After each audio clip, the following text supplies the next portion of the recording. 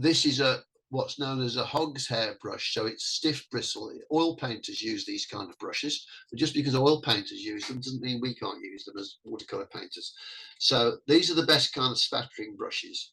For a spattering technique, when you mix your paint, don't have it too runny. Aim for a cream consistency. A normal wash consistency would be the consistency of milk. Okay, so with spattering, have the cream consistency of the mix, even thicker than that. And what you do is you have a damp brush and don't cover the whole brush with the paint, just have some of it on the end. Okay, always have your finger, spattering finger, good word for it, at right angles to the brush. Dry finger, not a wet finger. You've covered up the area around the part you want to spatter, and flick this as close as you can get to the paper. The closer you are to the paper, the smaller the dots are of spatter. If you're right up here, you'll get big blobs of paint all over the place, and that won't be what you want, because you'll end up in a world of pain. So get close to the paper, have a little test on another bit first. If it's not working, try again. Practice it first. Spatter, spatter, spatter. Now, in that particular area we were looking at, it looks like burnt sienna, and there's a lot of burnt sienna, but it's not just burnt sienna. There's yellow ochre, which is a kind of opaque raw sienna, really, yellow ochre. There are touches of cobalt blue. There's some alizarin crimson. So what I'm doing is I'm building, alternating these, by the way. So I'll start off with yellow ochre, then burnt sienna, then I'll get some alizarin crimson, or rose madder is another favourite of mine. I'll then go back to burnt sienna, each time making tiny little dots in the paper, and there's tiny little spaces in between each dot. With each layer of spattering, obviously the first lot of spattering may be more or less dry, that create this optical illusion, and some people call it optical mixing, where there's still some tiny little bits of the white paper left in there. That must have maybe 15 or 16 layers of spatter on that to get to that effect where you can feel it. That's spattering. So on that you've got that area there, you've got some dry brush, you've got some spattering, you've got some normal kind of wash as well that we've started off to give it some get ourselves going. We've got spatter. We maybe have another wash on top, and then we've spattered again. I will carry on with those techniques on an item that a painting that I'm working on, until I feel I've got the effect I want. Just below that little tiny little brush, if you just go back out, just below the tiny little brush there, you will see I've found some little lines in there. You see the tiny little lines which represent the edge of some peeling rusty metalwork, right, next to highlights. So look for those tiny little details, because in the overall scheme of things, they're creating the grand illusion, which is that painting looks like it should. It's very old piece of equipment, but the painting is comprised of many little maneuvers to achieve the final result. It's not one thing. There is no magic wand that you can wave over your painting to suddenly make it look like you want it to look. You've really got to go in deep with the subject, go in to the detail, the fine detail, and build it up a little bit at a time until it speaks to you. The painting will speak to you. Eventually, the painting will say to you, I'm done. I've had enough. Leave me alone. That's it.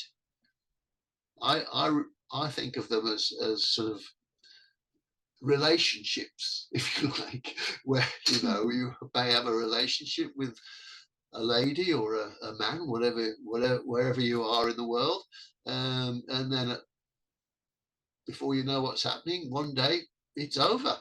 And not necessarily your fault, but or maybe it may be, but one day that feeling isn't there anymore. It's gone.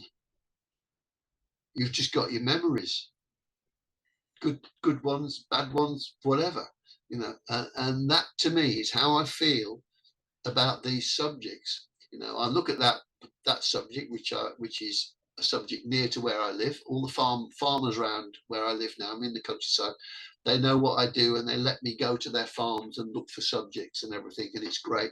Get on great with them, and they appreciate what I'm doing, because I'm not trying to make a pretty painting.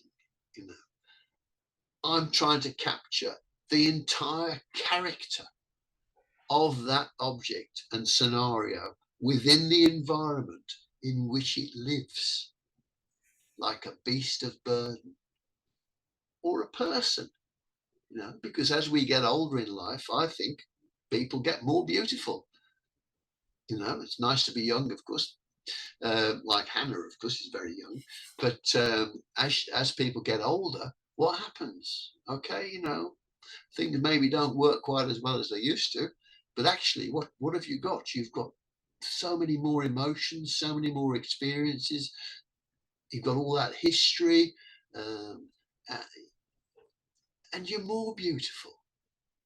You're more beautiful than you were when you were young, and that's how I feel. I feel that about all the students that come to my workshops as well. You're all beautiful people, just like all the people watching us now. Mm-hmm. So that's how I treat my subjects, like portraits. I'm doing a portrait of this subject, and I'm trying to capture it all the old wrinkles, everything that's in there. I want it all there. See the contrast now. We're looking at this painting in a farmyard, between the area we've just been examining, which is this rusty bit, and to the left of that we have a wooden post. Now this wooden post, painting wood is another world, right? So it's a world I love. I love painting bits of old metal, and I love painting bits of old wood, and this is a bit of old wood which has got bits of metal in it. It's served a purpose. It's been working hard. It's a post that's leaning. It's got its shadow structure. It's got bits of bolts in it, which give us a good workout. We can really get into those cast shadows that are not totally black, they're not dark. They've got lost edges, and the shadows are versions of the colours that are casting them. There's burnt sienna, there's some mauve, purple, other things in there going on. They're not just one colour, there are lots of colours. And there's lots of layers. Now, to convey the texture of wood, what does wood have? It has what we call grains in it, which is how it was born. It's got lines in it, hasn't it, that signify how it was when it was a tree. Bear in mind, all these things that you see before you were all living things once upon a time, and they've come from the earth. Iron ore comes from the earth. Wood grows out of the earth. Everything comes from the earth. We come from the earth. We are all part of nature. So, grains in the wood. Let's remember that this post was once a living thing, a tree. So, pay attention to the grains in the wood. There's various ways we can paint grains in wood. Some artists don't use any masking fluid.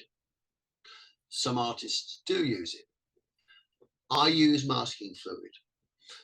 Why do I use it? I don't use any white paint. So any whites in my paintings are actually the white of the paper. So my first job when I've drawn my subject onto the paper is to think, where do I want white paper? Now, to preserve the white paper, there's various ways you can do that. You can use some masking tape. You can, a bigger area, you can stick some old card on there just to preserve the white paper. But for details, I use masking fluid. Now, masking fluid is an evil thing. Okay, it's not very nice. It's in fact horrible. Masking fluid hates your paints and it doesn't like your brushes. If it gets onto your brushes, it will destroy them. So keep your masking fluid away from your paints and brushes. Some artists say, oh, you can use a brush to put masking fluid on. These people should be locked away somewhere, in my opinion. Keep it separate. I approach masking as a separate little task that I have to do. Now, to put, first of all, the masking fluid itself. As you can see from here, this picture, you can see blue masking fluid. Why blue? Because most masking fluid is white. And if you put white masking fluid onto a white piece of paper, you don't know where it is necessarily. Okay, so if I use blue masking fluid, even though I do lots of layers on the top and everything, I can still see where my masking fluid is. So eventually I can rub it off. Always put masking fluid on to dry paper. Don't put it onto wet paper. And I use a blue masking fluid. Here's a little bottle of it. And it's very thin. It's not thick. The worst masking fluid is thick white masking fluid, which is like big blobs of chewing gum on your paper. It is horrible stuff. Okay, avoid it. Hunt out some blue masking fluid that's quite thin, and several manufacturers make this blue thin masking fluid, and it's actually cheaper than the thick stuff. Okay, so to put this on, I use various tools. I don't use brushes. For fine detail, I use a steel nibbed pen, and this is the one I use. It's very old now, so it lasts for years. So with a steel nibbed pen,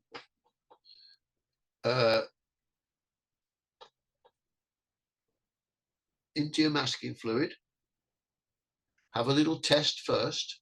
When you apply this pen to the paper, never press down into the paper. Don't press down. Just let it float across the surface that you want to put the masking fluid on. Using a pen, you can get very fine details like wires, little window frames, little flowers, anything you want. Fine detail, use a steel nib pen. If you haven't got a steel nib pen, you can get an old paintbrush handle and just sharpen the end with a pencil sharpener. Okay, and you'll get a fine point, and you can apply that. You can apply your masking fluid with that, and that's a great way of doing it. Costs nothing. These tools, which you can buy, which are kind of little rubber things on the end, these are quite good. But I found that in using these, what eventually happens is the masking fluid reacts with the rubber and they kind of destroy each other. So maybe not such a good idea to use that, but I just thought I'd show you that I have tried different things. But what interests me about this is I can use the other end to put the masking fluid on. To put, you could drop masking fluid on with like blob bits of it on in a random fashion as well if you want, if you don't want to be that specific with your details. Another thing another tool you can use to put masking fluid on is a stiff toothbrush. Okay, don't use the toothbrush that you use to clean your teeth with. Don't do that. Use somebody else's. And you can use the toothbrush in the same way that you will perfect when you're doing a spattering. Okay, don't get the toothbrush and do this to it with the to flick the masking fluid on, because it'll just go everywhere. It'll be horrible. Aim it carefully and only put it on the part of the paper that you want it on. Now, if you find that you put a lot of masking fluid on, and in my experience, I've come to the conclusion that a lot of masking fluid on a piece of paper is not a good thing. Because when you eventually take it off, suddenly your painting seems to have disappeared, and it's very annoying. So don't put too much masking fluid on. Don't put it on thick. Put it on thin. If you find that you've got masking fluid in areas that you didn't want it, don't worry about it. When you take when the masking fluid is completely dry and your painting is completely dry, that's the time to take the masking fluid off. You can use a clean, dry thumb or finger to take the masking fluid off, or use a clean, dry eraser to rub the masking fluid off. The parts of the paper that are white, that you don't want to be white anymore, just glaze over them with a nice little wash and drift that white away. And you'll find another world of interesting colours then starting to appear. Effects will start to appear from glazing over areas of paper that have been preserved white with a wash after you've removed all the masking fluid. So only put masking fluid onto dry paper. Only take masking fluid off dry paper when it's all completely dry. If you try and take it off when the paint is still wet, it will be a disaster. You'll just wreck everything. It's horrible. Don't do it. Right, so wash consistency is very important, as is the colours that you use for your wash. Okay, so with my way of doing it, I use transparent pigments most of the time when I'm doing my big washes. So this would be probably raw sienna, maybe it's yellow ochre. By the way, most paints are transparent if you dilute them enough, right? So even though yellow ochre is an opaque pigment, if you put enough water with it, it's still transparent. Just a little side thing here with ochre. Yellow ochre comes from ochre rocks, okay?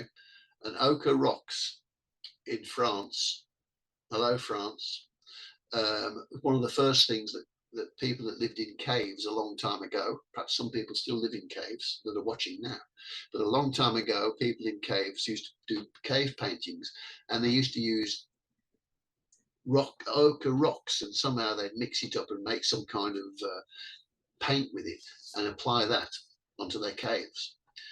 They found that if they set fire to these ochre rocks, if they were left in their fires that they would cook with, they would turn into burnt sienna. So by using yellow ochre and burnt sienna in our paintings, we are going right back to primeval times. And this is our connection with the past. We're using the very earth that we walk on to make our paintings with. How beautiful is that? Anyway, back to this. So yellow ochre. So the consistency that you want to aim for is the consistency of milk. Okay. Now, the beauty of doing layering is you're not looking to finish a painting immediately that you put your paint on. You can build it up a little bit at a time. So even if you put a wash on that you think, well, that doesn't work, that doesn't look very good, it doesn't look like I've done anything. It doesn't matter, because when it dries, you can layer another one and gradually step down through the tonal register until you achieve the effect you want. Think of it like driving a car with a gear shift. Okay, you start off in first gear, you go a little speed, then you change to number 2, you go a bit faster, and so on. And that's how you should think about layering your paint. So build up those layers, as many as you want, until you get to the color that you want. You won't change the color of what's on the paper. but you'll get a rich, deep tone from the paper that really makes your work stand out from the crowd. Watercolor's got a reputation for being wishy-washy, if you know what that expression is, like weak. Now, some people, and a lot of people watching, maybe they belong to art clubs and things like this, so they'll know that what I'm going to say is true. When people share their painting time, they're sitting there painting Auntie Mabel's parrot or whatever they paint, and they paint it, and then they have their little break and they go away and they have a cup of coffee and they come back and their painting's disappeared, because watercolor paint always dries half as light as when you first put it on. So if you put the paint on and it is so thin, when it dries you won't see anything, and they'll get disappointed and depressed. Don't be depressed, don't be disappointed. It's just part of the process, because the journey is more important than the end result. Now build those layers up a little bit at a time, waiting for each one to dry before you move on to the next one. And that's the basic wash. There's other things you can do with a wash, like a graded wash, where you slowly dilute the paint as you on the paper as you move through the painting zone. So you're starting off with a darker area, then it's dissolving into nothing. A lot of artists use wet into wet, so they wet the whole paper first with water, then they put their wash on. For about a minute it looks great, and quite often it will turn into a disaster and people get disappointed. Remember that when you see artists on the circuit, I call it, just like the tennis circuit, and they're demonstrating before the art group or doing a demo, and it looks great. They haven't just arrived there taking it by chance. It's not a chance thing. They will have done this hundreds of times. They will have rehearsed it, just like rehearsing a stage play or something like that, because they want to impress you with what they do.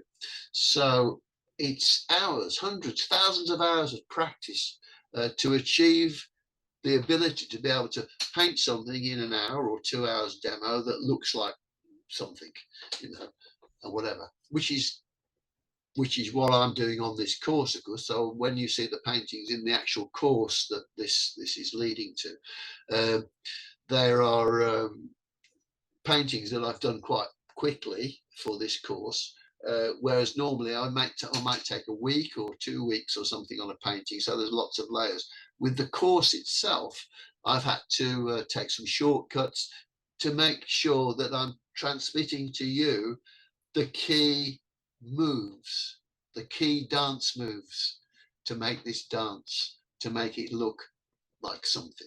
Okay, so they're exercises and not necessarily what I would put in a show, for example.